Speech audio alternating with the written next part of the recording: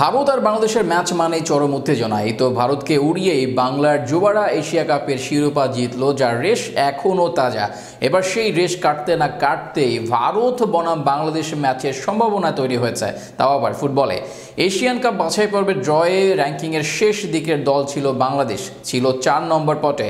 পট একে ভারত ছাড়া শক্তিশালী Syria, Thailand, Tajikistan, Lebanon, Vietnam ছিল যাদের সঙ্গে খেলা পড়তে পারত। কিন্তু আমরা ভারতকেই চাইছিলাম। এশিয়ান গেমসে ভারতের বিপক্ষে খেলেছি গত বছর। বাংলাদেশ ভারত ম্যাচ সবসময় ব্যতিক্রম হয় এমন প্রতিক্রিয়া জানিয়েছেন এবং উচ্ছ্বাস প্রকাশ করে এসব কথা বলেছেন কোচ হাভিয়ার কাবরেরা। আগামী 25 মার্চ থেকে 2026 মার্চ পর্যন্ত ভারত, হংকং, সিঙ্গাপুরের সঙ্গে 6টি ম্যাচ দীর্ঘ এই অভিযানে বাংলাদেশ দলের ডাগআউট স্প্যানিশ কোচ হাভিয়ার কাবরেরা থাকবেন কিনা তা এখনও চূড়ান্ত হয়নি। এ মাসেই এই কোচের সঙ্গে চুক্তি শেষ হবে। চুক্তি নবায়ন হবে কিনা তার সময় বলে দেবে। তবে কোচ ড্রয়ের পর নিজের প্রতিক্রিয়া জানিয়েছেন, বলেছেন যাদের সাথে বাংলাদেশ খেলবে তাতে আশা করা যাচ্ছে এবার দলটা ভালো কিছু করবে, সেই সামর্থ্য তাদের আছে।